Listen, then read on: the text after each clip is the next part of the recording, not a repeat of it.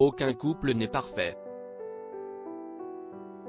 Pas même celui formé par Nathalie Portman et Benjamin Millepied qui, selon les informations de Voici, traverse une grosse crise.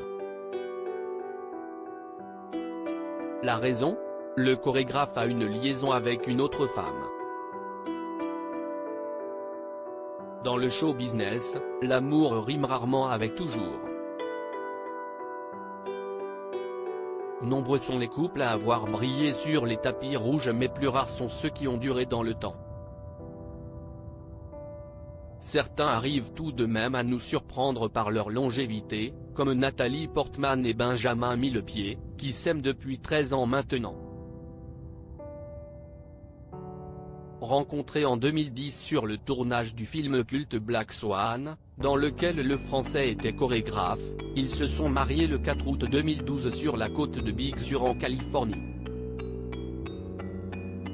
De leur amour sont nés 2 enfants, Aleph, nommé ainsi en référence à la première lettre de l'alphabet hébreu, né en juin 2011, et Amalia, née le 22 février 2017.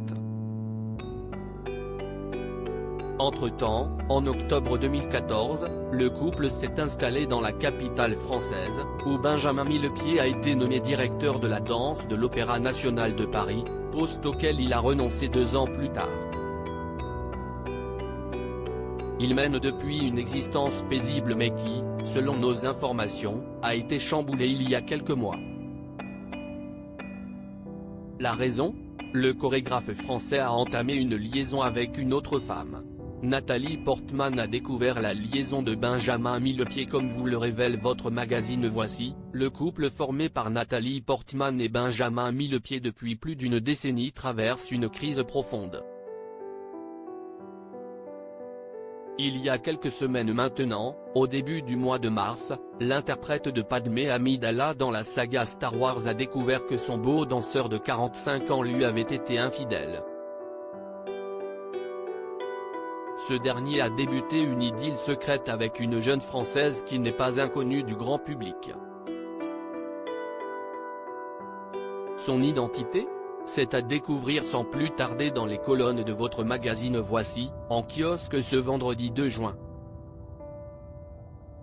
Toutes les informations et les photos sur la liaison de Benjamin Millepied avec une jeune Française célèbre sont à découvrir dans votre magazine Voici, en kiosque ce vendredi 2 mai.